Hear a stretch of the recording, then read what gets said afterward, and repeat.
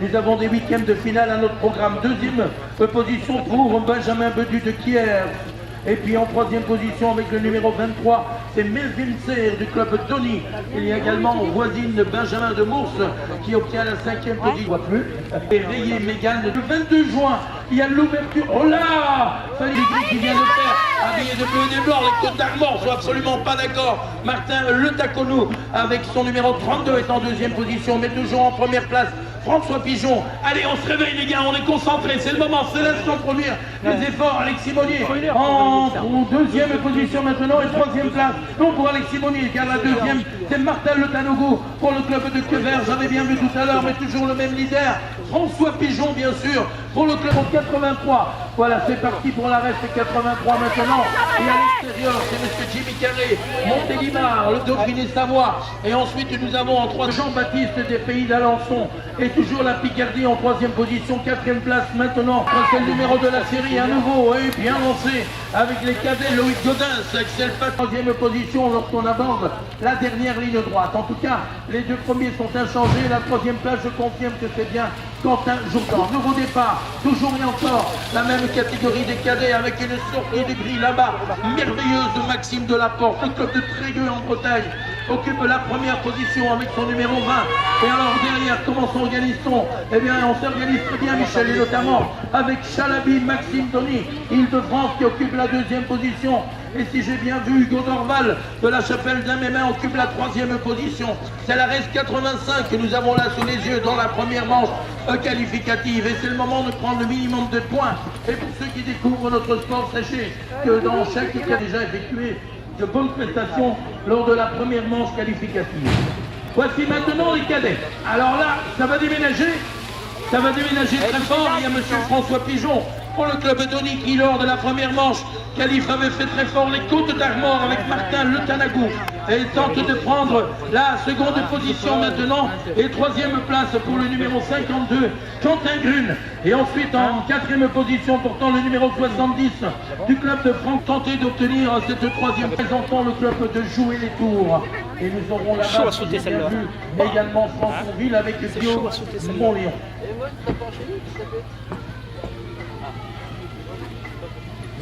Couloir numéro 2 à tenir à l'œil particulièrement dans le départ là, c'est monsieur Maxime Delaporte qui a remporté tellement déjà de victoires dans la catégorie des cadets. C'est lui, regardez-le, il mène la danse dans cette deuxième manche qualif de la RES, c'est 85.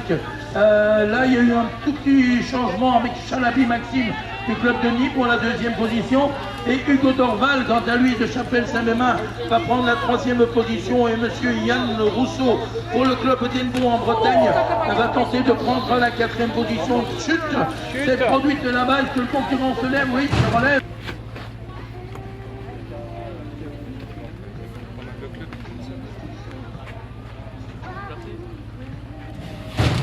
Voilà la RES 87 qui vient de partir. Oh, pas trop mal sorti de la grille départ, monsieur Laboucantin, le Byzantin, donc Franche-Comté. Il y a également là-bas, à l'intérieur, Thibaut Chauvin du club d'Oni. Et ils sont en mano à mano tous les deux. Oni est à l'intérieur et Bernard Roy, ils sont vraiment là. Oh, qui c'est qui va sortir en tête? Eh bien, c'est Oni. Oni devant Besançon en deuxième position. Et la troisième place est maintenant convoitée par Beno, le Lyonnais. Maxime, eh bien un très bon départ, c'est Kevin Luna. Kevin Luna, tout à l'heure, je pense qu'il avait eu un tout petit problème en première manche. Il est occupé à fournir un gros effort. Hier, il était également en finale de la catégorie des cruisards. Et puis là, il a fait un bon départ. Il collait bien sûr les moindres recoins de cette piste chapelloise. La deuxième place est obtenue par Antoine Kersusan pour le club de Voisin-le-Bretonneux.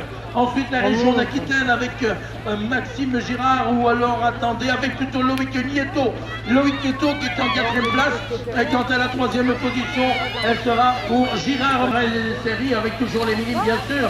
Et notamment là-bas, monsieur Bedu, Benjamin. On dit Kier ou on dit Kiers? J'en sais rien du tout. Enfin, ce serait intéressant de le savoir, Michel. Je me renseignerai tout à l'heure. En tout cas, Benjamin Bedu, lui, il occupe la première position et non, deuxième position. Car la première, il y a eu un petit changement. C'est Crasin Thomas d'Argentré qui est venu reprendre la première position. Alors que nous avons en troisième place, portant le numéro 23, Serre Melvin, qui lui représente le club d'Ami François là-bas. Les Côtes d'Armor font les extérieurs avec Martin Le Taconou, pardon, Martin des Côtes d'Armor. La Bretagne, bien sûr, en deuxième position. Et la troisième place maintenant dans cette troisième manche qualificative pour Quentin Grune du club de Sucy-en-Brie. Et en quatrième position, portant le numéro 92, Alexis Monnier du club de Cournon. Et cinquième place pour le club de Franconville avec Kenny Marais. Oh, une chute s'est produite là, dans l'avant-dernière ligne droite sans gravité. Car les vont protéger le candidat qui est à terre et protéger par la même occasion les candidats sur le vélo. C'est Jimmy Carré de Montélimar qui est en seconde position, voilà. Et tout va bien se passer, j'espère que ça se passera très bien également pour le candidat qui était tombé. Je vous disais donc Jimmy Carré de Montélimar qui est Franck Babélian de Sucy-en-Brie. Au départ, la race 85. C'est quelle heure pour Robin? Toujours les cadets avec le numéro 20 du club de Trégueux, couloir numéro 3. Ça veut dire troisième en partant. Allez. Voilà, c'est reparti. Numéro 20, numéro 80, oui. Chalabi, Maxime Donny et Maxime Delaporte de Trégueux. Et il y a Hugues Dorval aussi pour le club de la Chapelle qui est d'ailleurs en troisième position. Qui de Maxime et d'Hugo pour prendre la tête, le leadership? Ok, c'est le numéro 20. Et on m'a montré la plaque comme ça, Maxime Delaporte devant notre ami donc Chalabi Maxime. Il y a ces deux Maxime, hein, les deux premiers. L'un de Donny et l'autre de Trégueux à la troisième position. C'est bien le club de la Chapelle Saint-Mémin avec Hugues Dorval qui va terminer en troisième position. Franck Deschaux en deuxième place. Le BMX qui porte le numéro 18. Ennis Maxime du Stade Bordelais. Okay. Oh là, le pied là-bas qui était tendu n'a pas permis à Maxime Ennis de sauter. On a mis Ennis Maxime en quatrième position.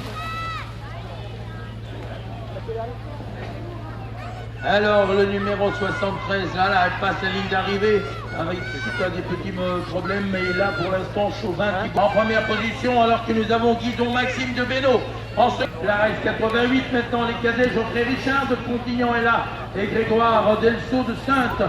Et c'est pour l'instant le Frontignan qui mène la danse devant Sainte en deuxième position.